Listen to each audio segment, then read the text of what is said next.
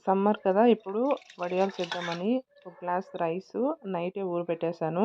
అది బాగా ఊరిపోయింది. ఇప్పుడు వాటర్ పెట్టి వాటర్‌లో జీలకర్ర, వాము అండ్ ఉప్పు ఈ 3 యాడ్ చేసి ఇలా కుదుపు వచ్చినప్పుడు మనం ఊరపెట్టేసిన రైసు దీంట్లో యాడ్ చేసేయాలి. అంటే నేను ఒక గ్లాస్ రైస్ తీసుకుంటే 3 కప్స్ వాటర్ తీసుకున్నాను. అప్పుడే అది నున్నగా పేస్ట్ లాగా అవుతుంది.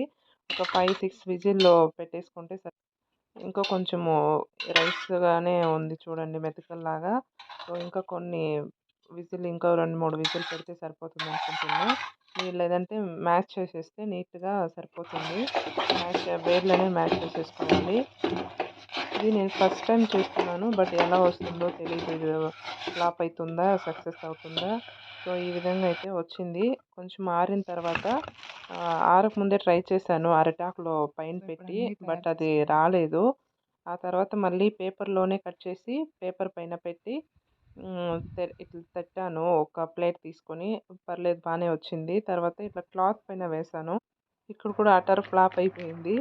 క్లాత్ పైన వేసిన దాని వలన అది పట్టుకొనేసింది గట్టిగా డ్రై అయిపోయి రావడం లేదు.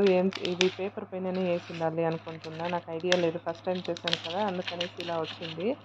సరే అనేసి ఇది కిందకి తీసుకొచ్చి బ్యాక్ సైడ్ కొంచెము తడి వాటర్ కొంచెము చల్లి మొత్తం తీసాను. ఫైనల్‌గా ఇట్లా ఏసి కొడుతుంటే కూడా రావడంలే గట్టిగా పట్టుకొనేసింది. డ్రై అయిపోయింది వాటర్ అంతాను. క్లాత్ పైన వేశాను కదా! సో, అదంతా క్లాత్‌కి మెత్తుకొనేసింది. సరే బ్యాక్ సైడ్ కొంచెం లైట్‌గా చినుకులిచ్చి ఇవన్నీ తీసేసాను. కొంచెం మళ్ళీ వెనకకి ఎండలో పెట్టి బాగా కరకర అంటుంది. తర్వాత ఎలా వస్తుందో వాటర్ ఏసాను కదా అనేసి ట్రై చేశాను. సూపర్‌గా వచ్చింది. First time. ఇది నెక్స్ట్ టైమ్ చేసినప్పుడు మంచి ఐడియాతో పేపర్ పైన వేస్తాము. పేపర్ పైన వేయకూడదనేసి చేశాను.